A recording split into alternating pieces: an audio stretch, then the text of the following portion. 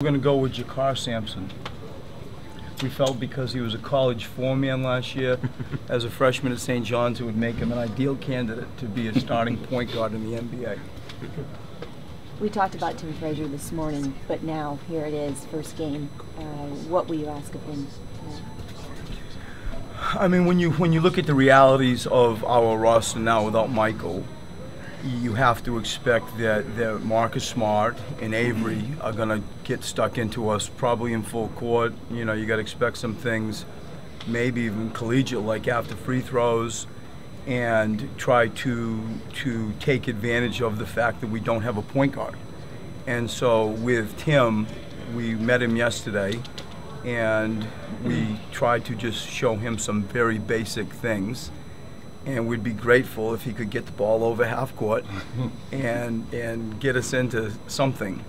And it's just the nature of, you know, the fluid design of our team nowadays, with getting ready for all-star break, having flexibility with potential trades before the trade deadline. And it's resulted in this point guard drought at the moment. Between shoot around this morning and now, what do you do with him, Tim? Do you let him go about his business, or is there more meetings, film? Try to just keep it simple. I don't want him being anything else than excited to be here in the Boston Garden, to play in the NBA, to have some level of cockiness and swagger, and not overburdening him with too much. You know, I don't want to make this calculus. I want him to go play, and to grab onto a few things that are very simple, that are tiny things, small things. What we do, we have done, and I feel comfortable that his little small window of information will still enable him to be in attack mode and proactive and feel good about himself. Coach, what was Larry Drew not able to do? Not anything. He was great. He was great. It was just the fact that we needed flexibility with possible trades as the imminent trade deadline comes up, and we may see him again.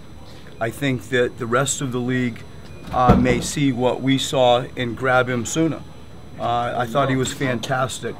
Hello. What's up, BT? What's up, mate? I think, you know, he's a son of a coach. He played like that. He shared the ball. He moved the ball. Our young guys reaped the benefit of him being a true point guard, and he did nothing wrong.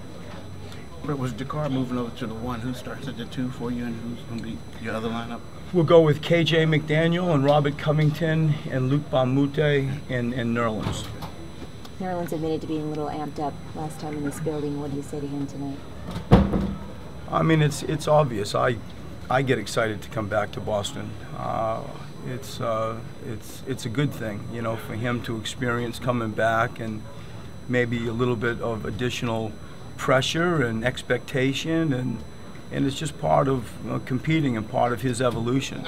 His whole game for me is based on just crazy energy, and the other stuff will come as he turns 21, you know, whenever that is, not too far away.